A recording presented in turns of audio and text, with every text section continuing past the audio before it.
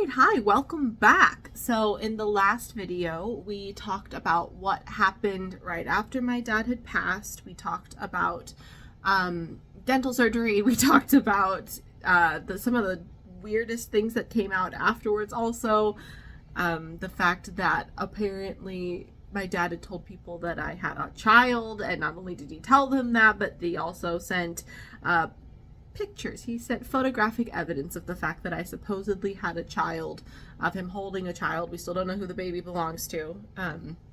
That's a loose end that's not going to get tied up, it appears, anytime soon. But yeah, so that's what we talked about. And we also talked about the fact that Uncle Mooley finally, and Uncle Mooley is the name that I have assigned to my dad's blood brother. Uncle Mooley finally revealed to me that he and my dad's girlfriend had been having an affair, which is the term that he used, on my dad while my dad was alive, and was still having that affair. He also talked about, the fact that he decided to keep my dad's phone, and that he was kind of using it a little bit irresponsibly. He was sending out messages to people and saying just some weird stuff. I wasn't getting really specifics from other people. They were just telling me they were worried, and they got a really cryptic message but wouldn't really go into detail. So I knew he was sending out weird stuff to people. I knew he was using my dad's phone to send out invitations to my dad's celebration of life before I was even ready to send out that invitation. And so yeah, I kind of just sat there and was like, you know what, he needs to not have that right now. I planned on taking the phone from him, at least for a little bit, even though I was going to let him have the phone after everything. But I was at least going to take the phone for a little bit because I didn't want him to be sending out all of this information to people. He didn't need to have access to other people's phone numbers. Also, that's kind of an invasion of privacy. Like, there's some privacy concerns there for those other people who did not consent to this other random man having their number. So I was just going to take my dad's phone back, delete all the information off, and then give it back to Uncle Mooley later. Anyway, so that's what we talked about in the last one.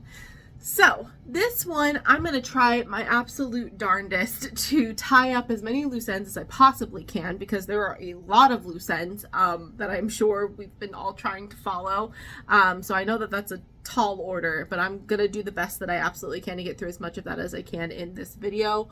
I'm hopeful that I'll be able to get through it all in this video, but I'm not 1,000% sure about that. So again, I am really sorry. This has turned into a much more long-winded series than I had ever thought it would. I honestly thought that I would release like maybe 5 20-minute videos, and I just found apparently I had a lot more to say than I realized I did. So thank you for listening to me. If you're still here, I really appreciate it. Anyway, okay.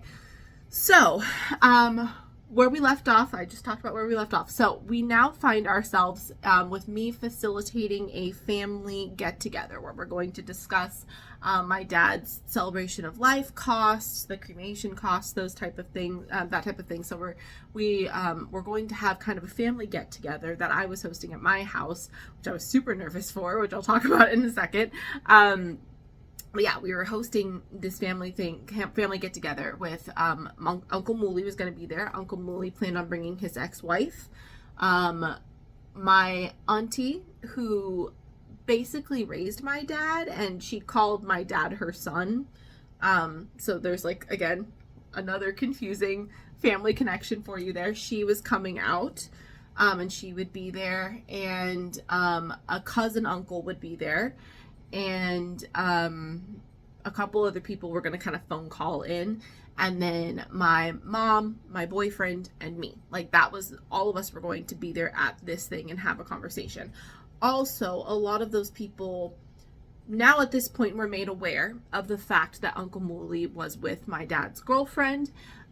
He was telling them kind of a little bit of a different story than he had told me, and I had already picked up on a little bit of that, but I wasn't sure if maybe I misunderstood or if, maybe things had changed. But he was telling them that it was like a momentary lack of judgment, that he wasn't still with her, all of this stuff. He was telling them that. So I wasn't exactly sure what was going on, but they all wanted to have a time to kind of hold him accountable for what he had done, to actually address that issue with him directly in person and kind of get all that information out there. So Again, as somebody who is very obviously fond of the truth and really enjoys being able to just put it all out there and to just kind of take the bull by its horns and just deal with it head on, rather than people individually in these little silos trying to have these conversations.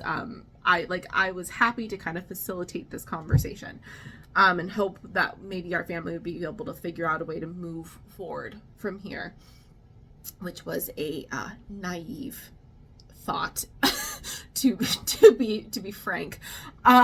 Okay, so yeah, so the family comes over again. I'm nervous. I haven't really spent a lot of time with these family members. The only one I'm super familiar with is Uncle Mooley and his ex-wife at this point. I do know the other ones, and I've spent a little bit of time with them, and I've gotten like a little bit closer to them, but at the same time, there's still kind of this mysteriousness that's shrouded around them, because as I mentioned before, my dad really kind of raised me to be nervous around my Polynesian family, to make me feel like I didn't belong, like I was gonna do something to screw something up and offend somebody. So I was panicking. Of course, naturally, I start stress baking, because that's what I do when I get nervous. I start to bake and make all of these things. So I'm making all these baked goods and stuff so I can make sure that the family has, stuff to eat. They have, like, I'm making different types of juices. Like, I was going all out because I was getting nervous. And, my mom and my boyfriend are sitting there like, you need to calm down. You need to relax. And so, the auntie shows up first. That all seems to be going very well. We have breakfast. It seems chill. The cousin uncle comes over next. And I'd printed out like a spreadsheet, because I was trying to be very specific. Like, this is exactly what like the costs are. This is what we're doing. Like, I tried to be very upfront about all of that stuff. I didn't want anything kind of shrouded in mystery or anything like that. So I put all that out there. And Uncle Mooley is kind of stalling, and he'd been kind of weird and dodgy all day, and he was texting me, and I was like texting him back, kind of like, when are you going to be here? When are you coming? And so finally he and his ex-wife show up. They're the last ones to come over. And so that's when my anxiety kind of ratchets up again, because before that I had found a groove. I felt really comfortable with the family. I was starting to feel like less like I was going to mess something up, and more just like, okay, you know what, like, you just need to, it's gonna be fine. Everything's gonna be fine, right? And so, they come over. I get anxious a little bit again. I found out officially, because we'd all talked a little bit before he shows up, that again, he had told people that he had broken things off completely with my dad's girlfriend, and that they were not in communication anymore. They weren't seeing each other anymore. It was just kind of like she was just a fling. She was nothing serious. And so, like, that's what he had told them. So I'm sitting there just like, okay, well, maybe I misread that, because I'd asked him, like, are you guys getting serious? Like, what are you doing? And he was like, we're just taking it one day at a time, is what he told me, which was like kind of vague. And so I'm like, oh, okay, well, maybe he changed his mind. That happens, right? So when he shows up, he brings my dad's phone, does not bring my dad's wallet, which is kind of weird, but he didn't bring my dad's wallet still, but he brought his phone. And so I was like, oh, okay, cool. He did think he was going to take it back with him immediately afterwards. I didn't bother to correct him at that point, because again, was not planning on letting him take that phone out of that house until I deleted all the information off of it. But so he's like, we're all sitting there talking, everyone's snacking, and he makes some kind of, like, he made a little bit of a speech about something, and, everyone was like, okay, whatever. And then he was like, okay, well, yeah, no, your dad's phone's right there. I was like, oh, okay, cool. I didn't realize it was sitting there on the counter. He'd been there for like an hour at this point. So I was like, great. So I grabbed my dad's phone, and he's like, yeah, you can, he said, you can look through the phone and you can see where, like, who I sent the invitation to and who I talked to. He, like, said that, which was kind of weird that he brought it up. But I was like, oh, okay, cool, I will. And so I grabbed dad's phone and I start looking. But here's the thing. Somebody had asked me about something specific from somebody in particular. Like they, as I'm going through like my messages, right? The ones that I had taken pictures of in the before times, like when I first found out when my dad was still alive, somebody had asked me like, hey, when's the last time you talked to one of the girls that he was talking to. They had asked me like a specific question. And so then I thought, oh, okay, like I'll just actually go look at that right now while I'm thinking about it. So I got my dad's phone. I start to scroll to look. I can't find her name anywhere. And I'm like, that's really weird. And not only her name, I'm not finding like several people's names who I know should absolutely be in this text message list. And so I'm kind of like, that's weird. I'm searching, like the little search bar, I like type, like I did before, type in their names. I'm not finding their messages though. And I'm like, that's bizarre. Like, that's so weird. And like something inside of me just like went, and I don't know what it was. It was just this weird, like, deep-seated, like, intuition just said, you need to look in the deleted messages. You need to look in the deleted messages. So, being the nosy girl that I am, I went into the deleted messages. And sure enough, I found a whole treasure trove of people that he had just deleted out of there. One of which was my dad's girlfriend. He deleted all of those messages. So of course I restored them all, and I'm sitting there and everyone's talking. Everything seems relatively normal. Like everyone it feels like people have like not forgiven him, but like have at least decided, okay, for the intents of this thing, we're just going to get through this and then we'll work through the rest of it later. So everyone's talking. It's still not like it's not easy. It's not like an easy atmosphere, but like a lot of the tension has decreased. I'm standing there, not in the middle of that. I'm standing there and I am just filled with like rage and shock because I restore the messages. Of course, click on the girlfriend's messages. I want to see why he was so determined to hide that from me and from us, especially if he had broken up with her. Like, what's in there? Like, why should there be messages anyway, you know? And so I see that there was a message time-stamped for the morning of the morning of the same day. So that means he was texting her from my dad's phone. And not only that, the message specifically says something to the effect of like, good morning, I love you, I had to leave a little early, but I'll be over later, today's the big confrontation with the family, pray for me. And I'm not going to include screenshots of these because these people are still alive and there's a lot of identifying information in them, so I'm not going to include them if I don't have to. And so her response is like, oh, I'm praying for you. Oh yeah, and I forgot to mention, he also said, don't text me tomorrow, or don't text me today. Don't text me until I see you tonight, because Tay is going to have her dad's phone. She's going to have the phone. So he knew what he was doing was shady, and he didn't want me to know. So he was purposely trying to lie to me. And so her response was like, oh, I'm praying for you. I know this is going to go well with the family. I love you so much. And I get off of work at this time and I'll see you tonight. And I'll be sure not to text. Don't worry. I won't text or call. I won't text or call the number. So I'm sitting there again, just absolutely just filled with rage, right? I'm just filled with rage, and I'm filled with just like shock and horror. I excuse myself to go outside because I cannot be in the same vicinity as him at that given moment. So I excuse myself to go walk outside. I walk into my garage and I feel my face getting hot because I'm getting so angry and so worked up. And so I open, we have a fridge and a freezer outside. So I like opened the freezer and just kind of like stood there and let the cold air just like emanate onto my face because I just needed to cool off. I like physically cool off. I needed to chill out.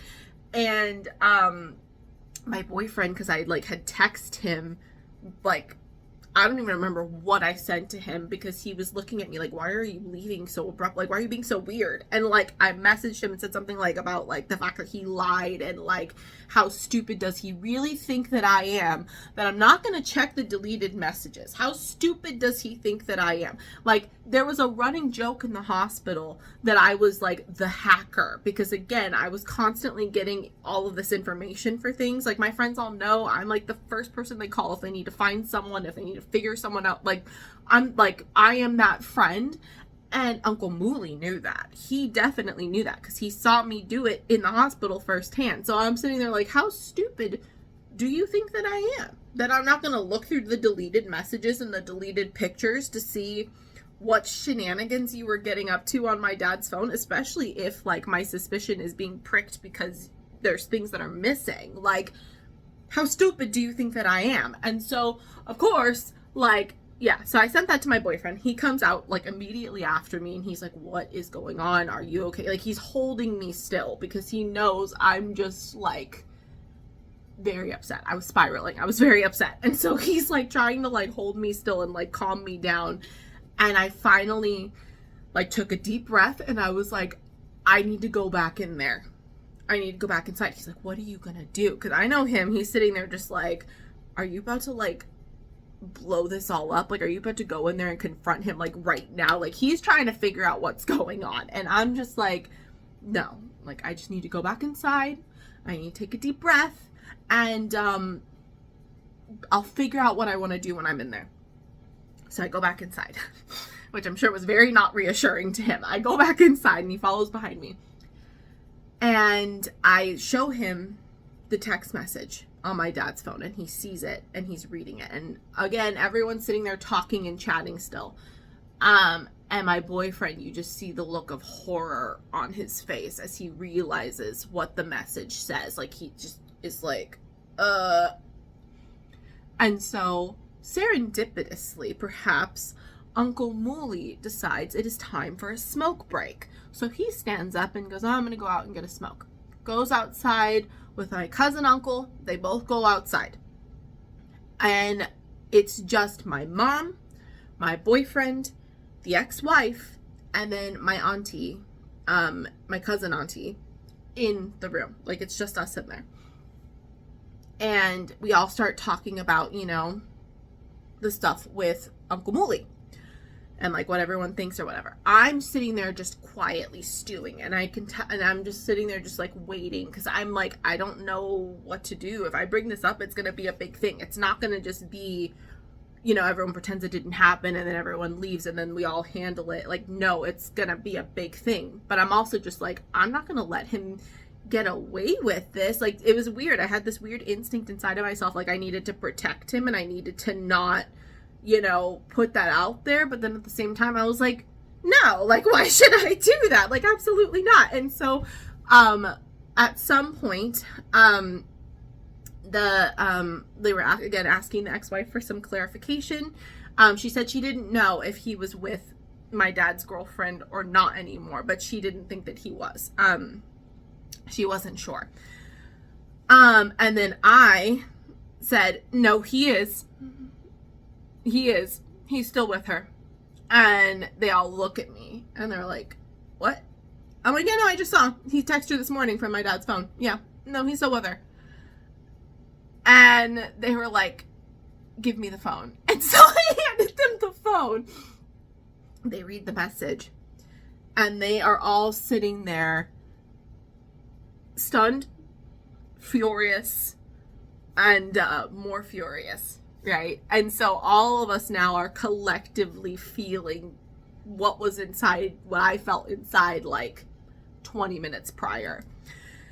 And so we're all trying to figure out how to handle this, you know, while he's still, again, blissfully ignorant, sitting outside smoking. And my cousin auntie goes, I need to confront him about this. I need to talk to him about this. And so I'm like, okay, like, if you want to confront him now, you can confront him now. And so she goes outside, you know, she tells him, you killed my son, and that you need to make this right. Because essentially she was blaming him and the girlfriend for a shock causing my dad to pass, right? And people are asking me inside, what are you going to say to him? What are you going to say to Uncle Mooley? What are you going to do? Because again, I think they're all sitting there a little bit worried because they're like, I just got really quiet. And like at that point, like again, I had locked it all in. I'd locked it all down because I was like, no, like I can't, I will feel this when I am ready to feel this. And so they're all asking me, what are you going to do? What are you going to say to him? And I told them nothing. I'm not going to say a single thing to him because I don't owe him anything. And of course, my mom, who is always the reasonable peacemaker, is like, well, Tatey, are you going to tell him, hey, we'll address this after, you know, your dad's whatever? No. I tell her, no, I'm not going to, no. And I say nothing. I mean, I'm literally not going to say a word to him because I owe him nothing. I don't owe him clarity. I don't owe him a timeline. I don't owe him anything at this point, and I will deal with this when I'm good and ready on my terms, not his, not on even me feeling pressured to set some arbitrary timeline. No, we're going to deal with this on my terms, not on his, because I've had enough. He has taken a lot of things away from me at this point. He's taken a lot of my control away. He's, you know, told people that my dad passed when I wasn't ready for that. I asked him not to. He has done so much and taken so much from me. I literally owe him nothing, so I will give him nothing. I went upstairs because I needed a minute, and I can hear people downstairs because everyone at this point is back together talking. So cousin uncle comes back in, and they're all talking and kind of speculating about what really happened that day, the day that my dad passed. Because again, you know, did he know? Like, did they tell him? And so at some point I finally come back downstairs. I wasn't taking part in any of the speculation or anything because I just really needed to be away from all of that. So I came downstairs. But I really just felt betrayed, honestly. Like, there were just two core emotions that were just running through me at that point. It was just betrayal and it was anger. I just felt those two things. And, yeah. And Uncle Mooley at some point, and my cousin uncle and my boyfriend all go to sit outside. They go sit in the backyard, in my backyard.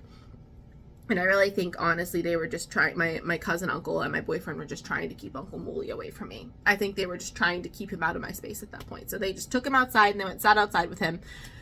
And I can see them. And I'm sitting inside and I'm looking through my dad's phone. I'm looking through the phone now because now I'm like, well, you lied about that. What else did you lie about? What other damage have you done? What other things have you done on my dad's phone? What have you done?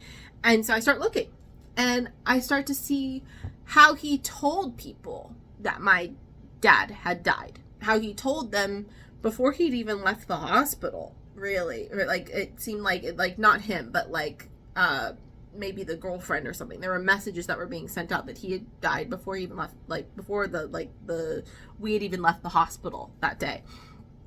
And then, seeing more messages that night, when I'm assuming he went over to the girlfriend's house when he left us, after I begged him to go with us and told him I needed support and he said no and he went with his girlfriend.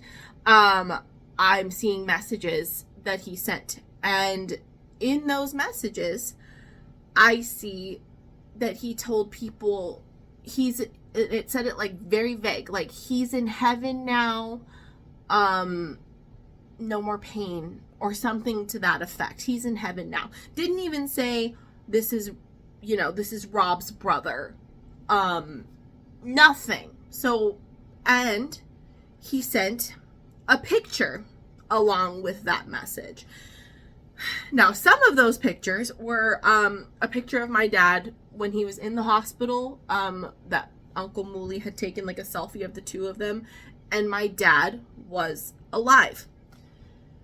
In other pictures that he had sent to people, it was of my dad passed,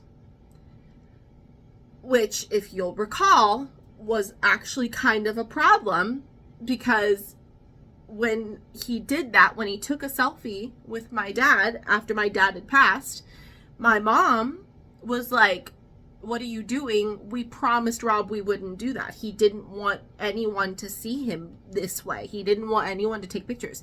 And Uncle Mooley assured us that that picture was just for him. That was just for him. And again, I let it go because I said to myself, you know, this is the last time he's ever going to see his brother. If this is how he's going to make peace with this, if this is how he's going to grieve, fine, as long as he's not sending it out to other people. He sent it out to other people. He sent it out to other people. Not only did he send it out to other people, he sent it out to strangers. He sent it out to, not family. It was not family that he sent it out to. He sent that picture out to people who were not family. And I was so devastated and just angry by the fact that he had done that. And those were the messages that he had deleted, by the way. He had tried to delete those messages. So my guess is he realized, oh, Taylor's going to have this phone and she's going to get really upset if she sees that I sent pictures of her dead father to strangers when I promised them I wouldn't. So I'm going to delete these really quick. He deleted those messages. So, again, just more of a pattern laying insult to injury of him lying to me and trying to obfuscate the truth. So yeah, I'm getting very upset about that, right? And then, I start going through his girlfriend's message, that gets very hairy, right? Because at this point, she is both my dad's girlfriend and Uncle Mooley's girlfriend. So their shared girlfriend, I start to scroll up a little bit on their thread because I'm like, well, you really have no reason or business texting her from my dad's phone, especially since you already have a phone. I don't know if there was confusion there, and I'm going to clarify that now. He had a phone. He had a number, he had that already. He told me he wanted to keep my dad's phone and switch over and use my dad's phone, but the phone itself, because it was a newer phone and he needed a newer phone anyway, he needed an upgrade. I thought it was kind of weird, but I was like, okay, you're not going to keep his number. You're not going to keep any of that information. So whatever, go ahead, you know? So there's no reason you should be texting from my dad's phone if you still have a phone. So he's texting her a lot from my dad's phone. I start to scroll up and I start to see all of these text messages where he's talking to her. And I start to, again, become more and more furious because I'm reading some of these and I see him talking about how, she finally got the best Sega, that he's the best Sega that there is, that he's the best one out of all of us. And then I start to see messages of him saying things, very trite things, like, the fact that my dad was the angel who brought them together, which is disgusting. And again, I'm just starting to get more and more upset. And then I'm seeing that they sent some inappropriate things to each other on my dad's phone. And all, again, on my dad's phone with the icon, because you know how, you can have a picture of somebody put up there, if you're texting someone, the little icon that pops up if they call you or text you. The icon is still a picture of my dad's girlfriend with my dad in it. So it's a picture of the two of them. So I start to spiral at this point because every single time he's texting her from my dad's phone, that picture is coming up. So he's seeing my dad's face every single time, and my father, again, is staring at him while he's doing all of these inappropriate things, talking to his girlfriend on his phone. And I start to think about all of these things. My brain just can't stop running. Did she change the name on her phone?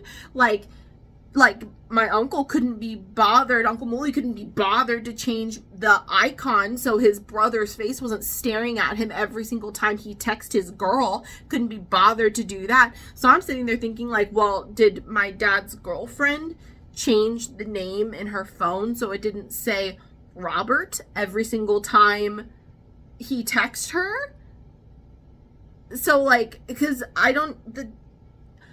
and then I can't stop thinking of everything from the beginning of this. Things that she said to me at the very beginning start to come back.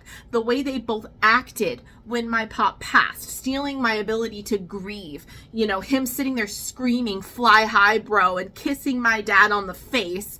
And, her collapsing on my dad's body and screaming in the hallway and stealing my ability to even ask the doctor coherent questions. Like, I'm just thinking about the way that they both acted during this process and reading these messages, and I'm replaying all of the things that my uncle has said and done, and I really start to feel just this sense of like, just this knot in my stomach, just disgust, and just, I don't know what it was. I just felt horror, like absolute horror.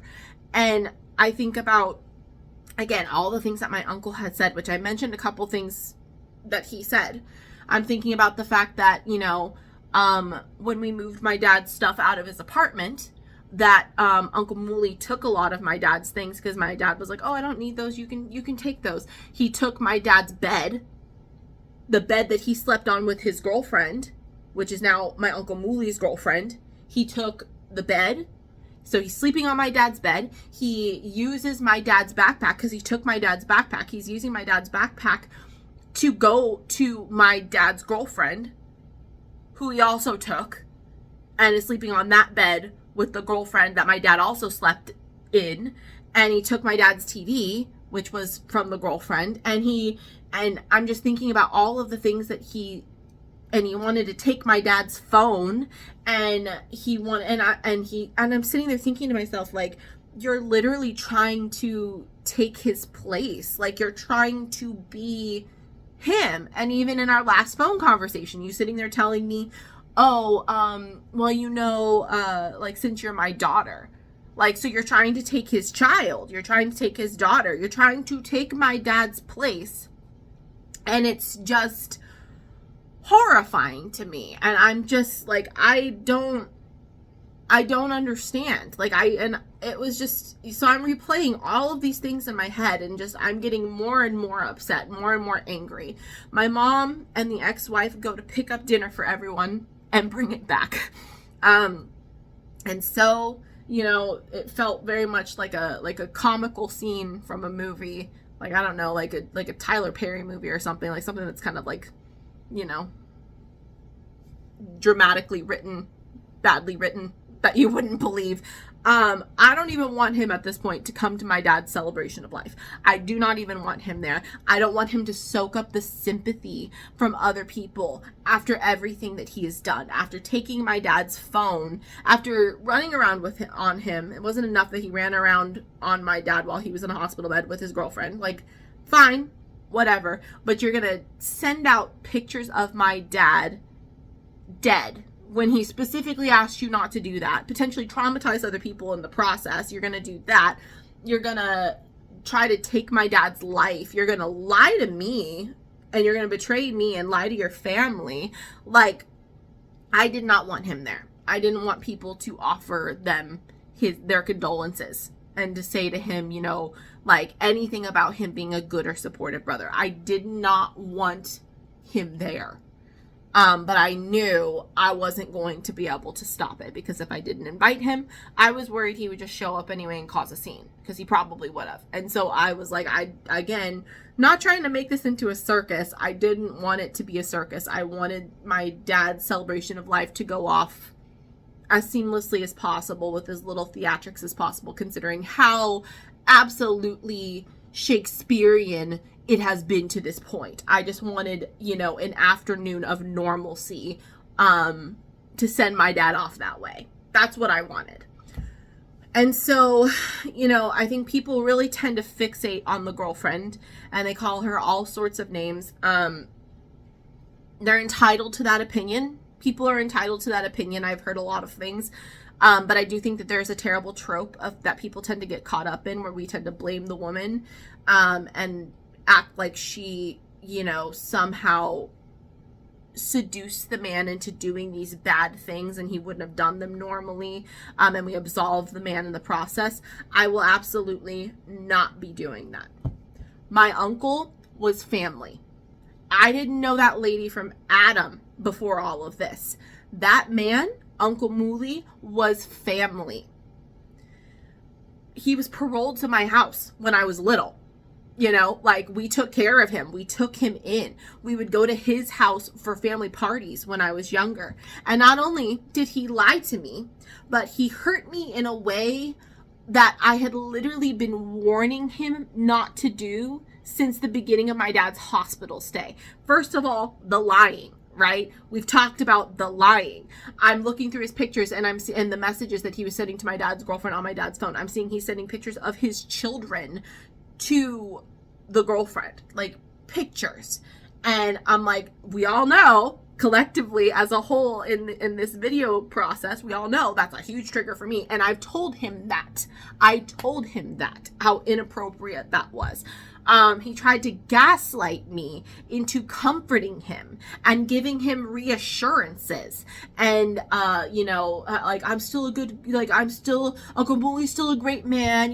I'm still a good man. Uncle Mooley's still all the things that you think he is. Uncle Mooley still loves you and will always be there for you. Except for that one time when you couldn't make it because you dumped me for your girlfriend after my dad died.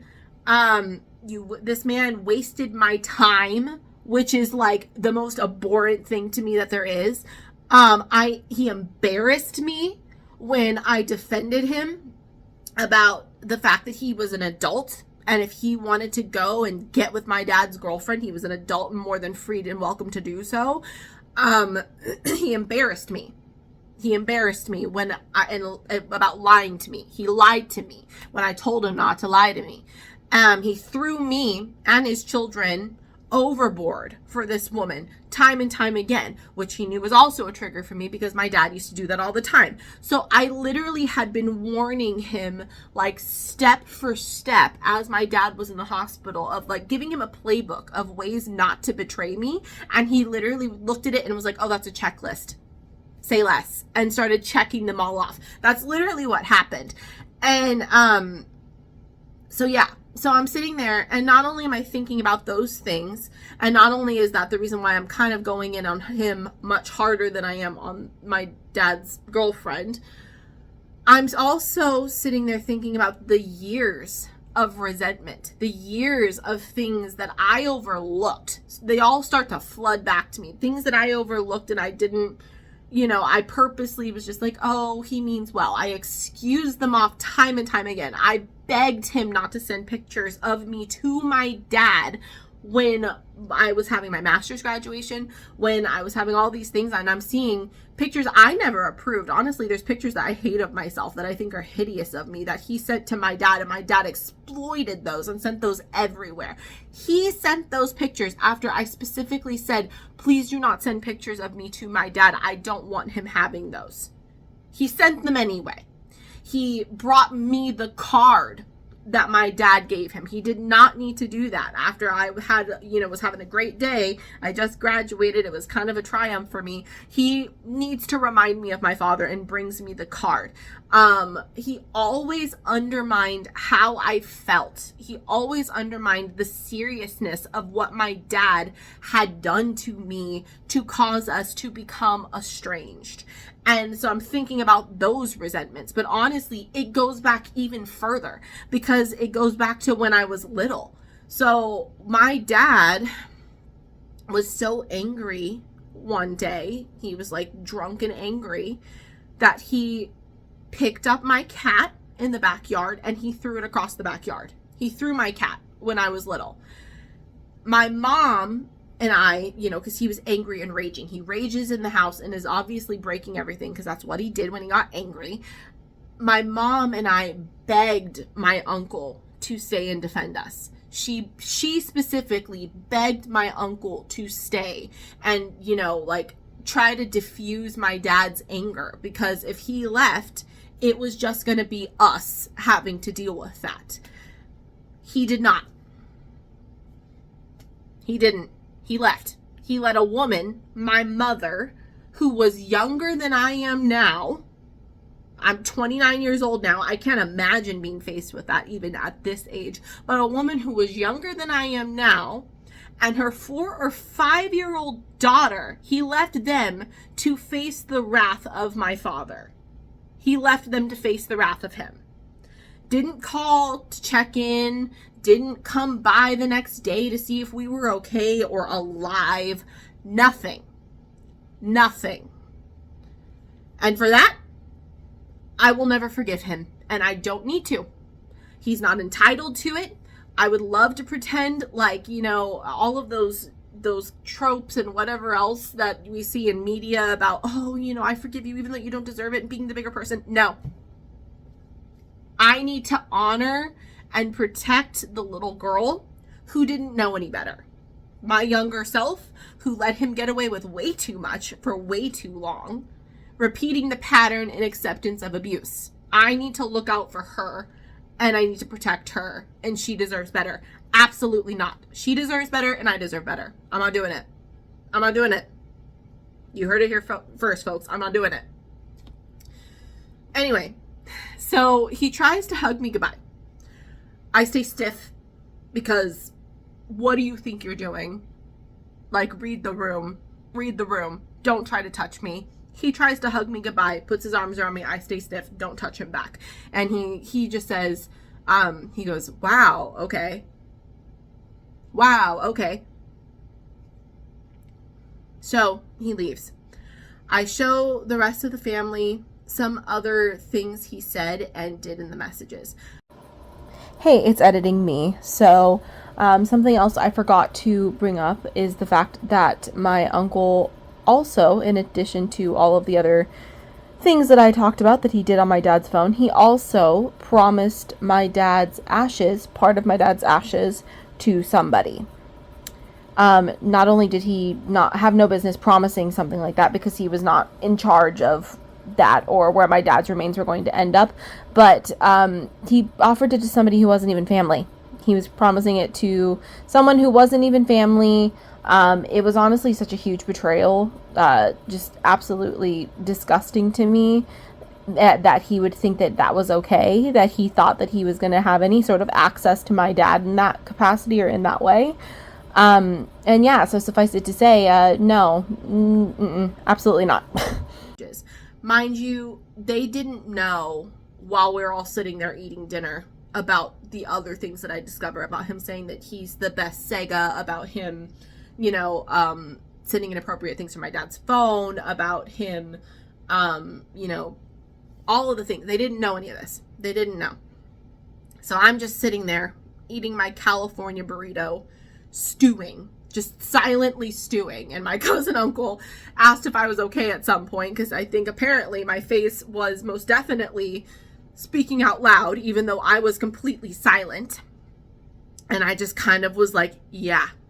And he dropped it, thankfully, because I think he realized that there was more going on. He knew how to read the room. The cousin uncle knew how to read the room. Ironically, and funny enough, apparently, I did have more of my pop's mother than I realized, my grandmother, than I realized in me. My mom said, because I'm sitting there angry, but like silently angry. And my mom said I was making her faces and certain noises. So apparently when my grandma used to get mad or really angry and upset, she'd just kind of purse her lips and she'd go, And apparently that was what I was doing. I was doing that like a lot. So I don't know if like I was infused with the spirit of my grandmother in that moment, or if I've done that my whole life. I don't exactly know. So I can finally say my dad was right about something. He finally got one. He was finally right about something. I do look like her when I get angry. Apparently that's true. So you heard it here first, folks. So I'm so sorry. You know, I said I was going to try to finish this up, but I really think I need to stop here because that was a lot and that was really hard for me to get through. That was much harder for me to get through than I thought it was going to be. So I'm going to stop here. The next one, I swear, I will finally tell you who Kevin is. We will talk about that. We'll talk about just some other loose ends that were not tied up or whatever. And we'll go over what's next, where things stand and where I'm trying to go from here. Okay. Anyway, thank you so much for sitting through that trauma dump with me. And thank you for continuing to follow me on this journey. Please be sure to keep an open mind and be kind, because the truth will follow behind.